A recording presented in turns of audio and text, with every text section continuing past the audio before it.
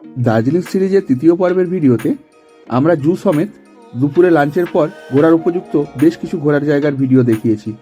যারা যারা এখনও ভিডিওটি দেখেননি তাদের জন্য এই ভিডিও শেষে আমি আই বাটনে লিঙ্ক দিয়ে দেব।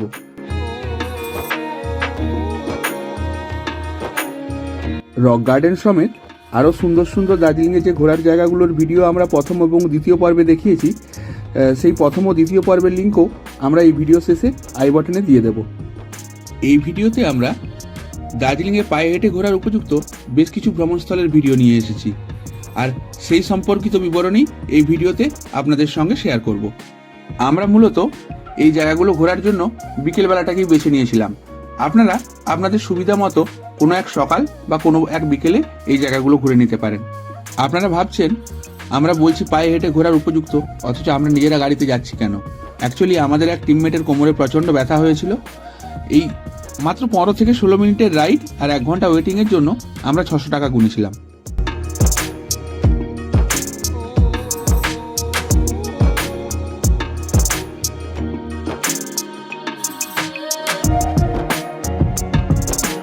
চলুন, টিকিট কাটা হয়ে গেছে, এবারে পার্কে প্রবেশ করি।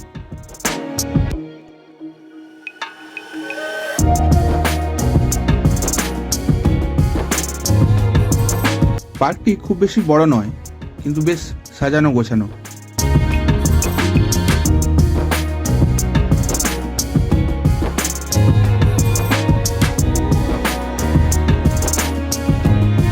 এই যে এখানে ক্যামেলিয়া ফুলের গাছ, দেখুন গাছে ফুল ধরে আছে।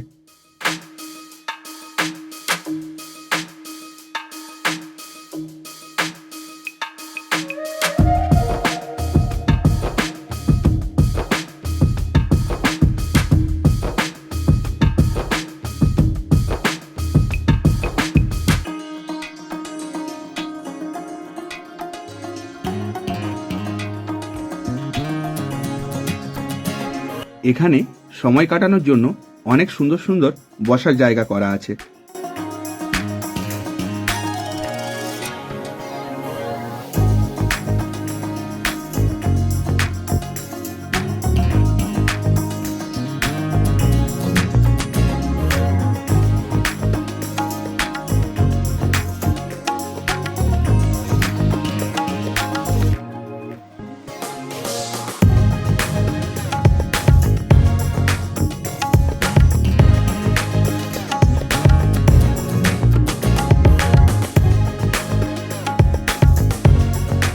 পার্কটি থেকে পরিষ্কার কাঞ্চনজঙ্ঘাকে দেখা যায়। আজকে আকাশ মেঘলা, আজকে পার্কটি থেকে বাইরের ভিউ আপনাদের দেখাতে পারবো না ঠিকই, কিন্তু চলুন পার্কটি যতটা সম্ভব ঘুরে ঘুরে আপনাদের দেখানোর চেষ্টা করি।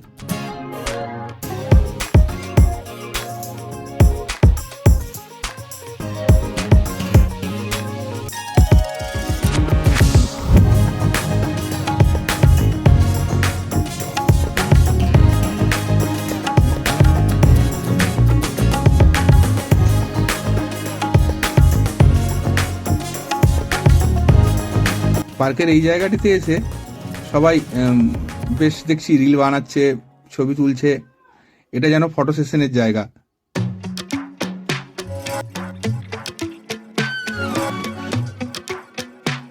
এই পার্কের গ্রিন হাউসটির নাম সবাই করে। চলুন গ্রিন হাউসে কি কি ফুল আছে একটু দেখে আসি।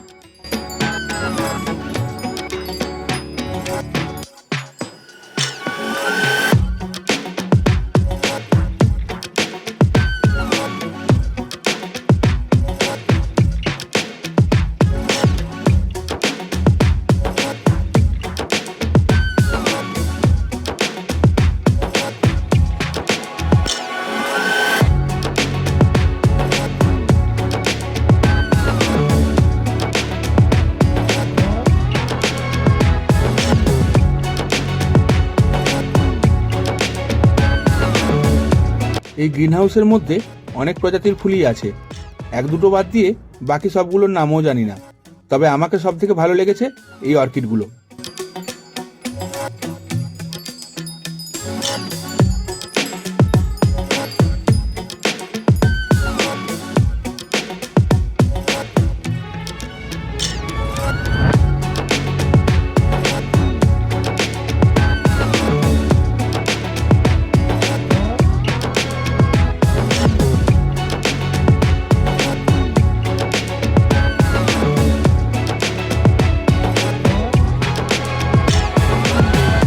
পার্কের এই দিকটিতে দেবাদিদেব মহাদেবের মূর্তি আছে, তবে এই পোলটির নিচে যে জলাশয়টি আছে তাতে মেনটেন্যান্সের অভাব খুব ভালোভাবেই লক্ষ্য করা যাচ্ছে।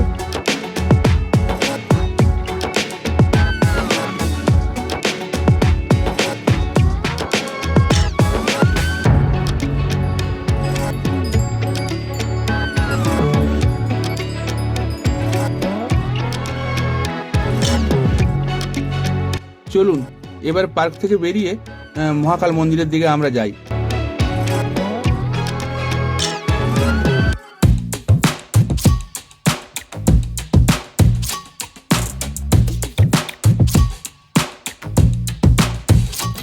আমাদের গাড়িটি একটু দূরে পার্কিং করা আছে, চলুন সেখান পর্যন্ত একটু এগিয়ে যাই। এই গাড়িটি আমাদেরকে প্রথমে নাইটিঙ্গেল পার্কের গেটে ছেড়ে দেয়, ওখানে 1 ঘন্টা ওয়েট করে। আমরা বেরিয়ে আসার পর ওখান থেকে আমাদের পিক আপ করে মহাকাল মন্দিরের পেছনের গেটের সিঁড়িতে নামিয়ে দেয়। আমাদের মতো অনুপায় হলে আপনারা চাইলে এই গাড়ি বুক করতে পারেন, কিন্তু আপনাদের টিমে যদি সব ফিট মেম্বার থাকে এই গাড়ি বুক করার কোনো প্রয়োজন নেই।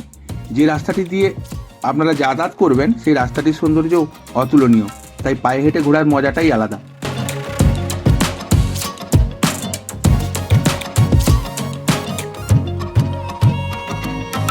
এই মহাকাল মন্দিরের পেছনের সিঁড়ি থেকে গোর্খাল্যান্ড রঙ্গমঞ্চ, চার্চ আর জিমখানা ক্লাবের টেনিস কোর্টটি পরিষ্কার দেখা যাচ্ছে।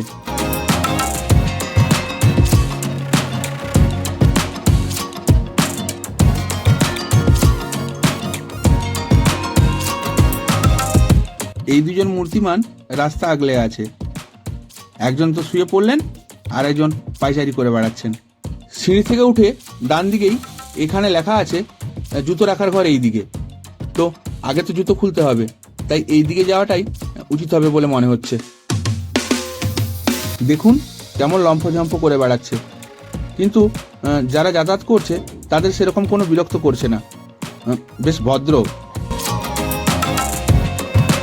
আর এদিকে দেখুন সুখী বাঁদর দম্পতি, এত কাছ থেকে ভিডিও করছি তবু তাতে তাদের কোনো ভ্রুক্ষেপ নেই।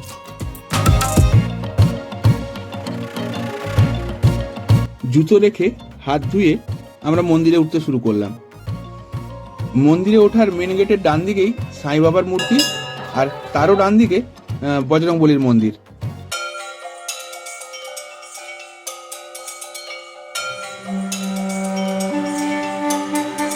চলুন মূল মন্দির ক্যাম্পাসে ওঠা যাক।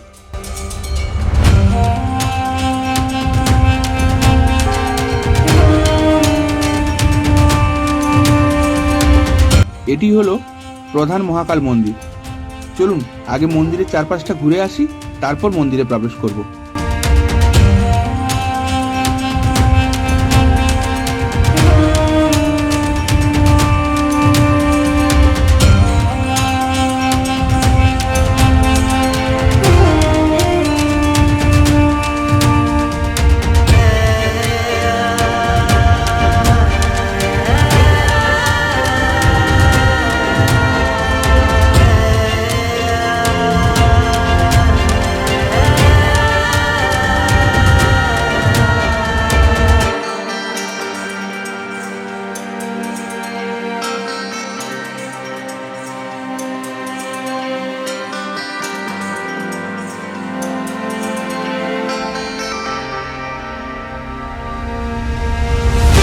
এইদিকেও দুজন বসে আছে, আর ইনার ভাবখানা দেখুন, যেন পাহারা দিচ্ছেন।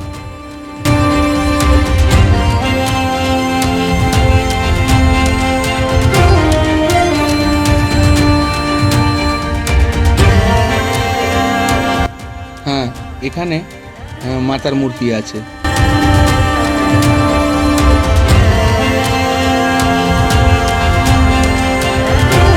এদিকে কুকুর আর বাঁদরের যৌথ বাঁদরামি চলছে, সেই যে উঠার সময় গেটের গড়ায় দেখেছিলাম সেই দুজন।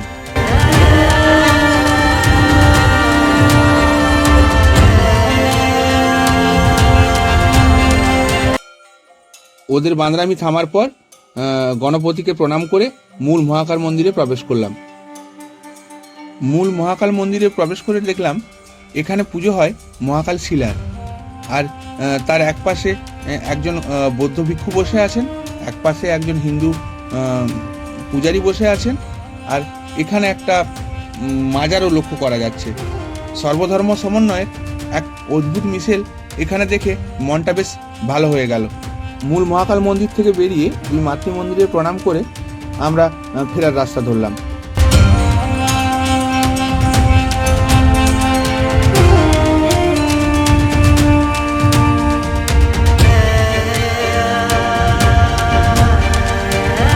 আমরা এখন মেলে যাব, তাই মহাকাল মন্দির থেকে যে রাস্তাটি মহাকাল মার্কেটের দিকে নেমে গেছে, আমাদেরকে ওই রাস্তাটি ধরতে হবে। এই যে গেটটি, এটা কোথায় নেমেছে আমার ঠিক জানা নেই। মূর্তিমান দুজন এখন জুতো ঘরে শুয়ে আছেন। আমরা এই রাস্তাটি দিয়ে নিচে নামবো। এটাই মেল যাওয়ার জন্য ভালো। এখানে মাঝে একটি বিশ্রাম নেওয়ার মতো জায়গা করা আছে। যারা উঠতে উঠতে ক্লান্ত হয়ে যাবেন তারা এখানে কিছুক্ষণ বিশ্রাম নিতে পারেন। মহাকাল মার্কেটে দু একটা জিনিসের দাম দর করে একটু জিনিসপত্র দু একটা নিয়ে আমরা মেলের দিকে হাঁটা লাগালাম।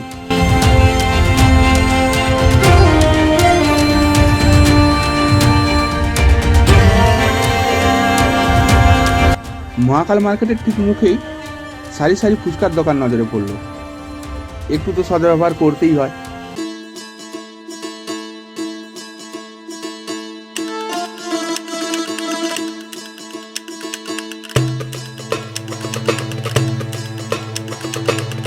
আজ বৃহস্পতিবারে মেলে এত ভিড় দেখতে পাবো এটা আশা করিনি।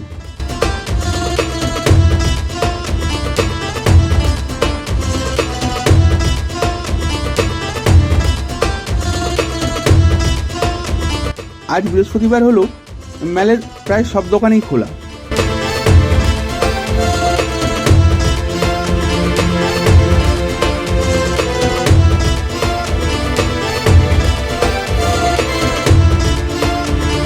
এই বৃহস্পতিবার দার্জিলিংয়ে মার্কেট বন্ধ থাকে। অন্যান্য মার্কেটগুলোতে দোকানপাট বন্ধ দেখলেও মেলের ছবিটা পুরোপুরি আলাদা।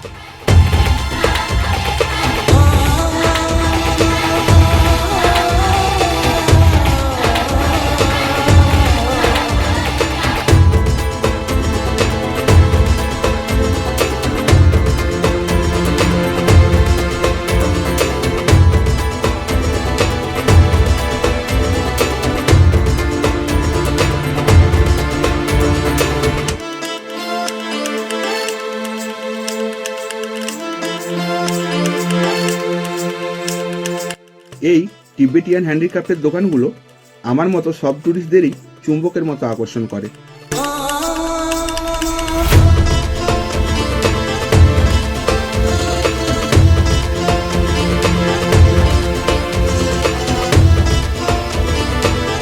হোটেল ড্রিমল্যান্ড, এটি একটি বাঙালি খাবারের দোকান।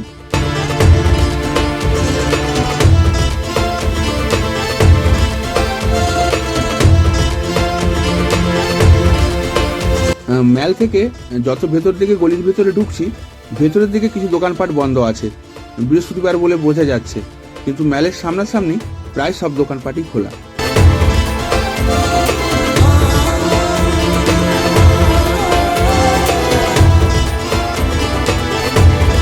আমরা এবার স্টেশনের দিকে রাস্তাটি ধরব।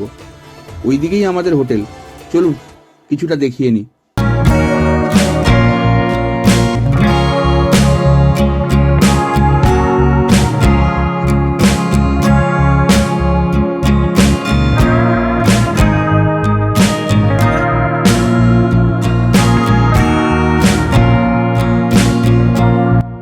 ফাস্টফুডের দোকানগুলোর কাছে ভিড়টা একটু বেশি।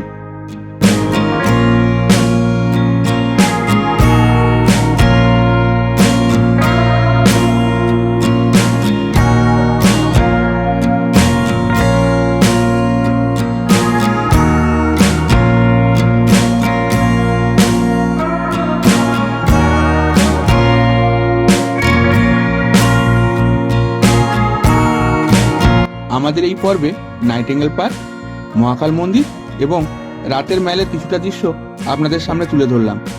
যদিও আমাদের উপকরণ রাতে ভিডিও করার পক্ষে যথেষ্ট নয়, তবুও ভিডিওটি কেমন লাগলো আমাদের অবশ্যই কমেন্ট করে জানাবেন। আমাদের সঙ্গে জুড়ে থাকতে চ্যানেলটি সাবস্ক্রাইব করে নিন। দার্জিলিং সিরিজের পঞ্চম এবং শেষ পর্ব নিয়ে ফিরে আসছি পরের ভিডিওতে। সকলে ভালো থাকবেন। আর ভিডিওটি শেষ পর্যন্ত দেখার জন্য আপনাকে জানাই অসংখ্য ধন্যবাদ।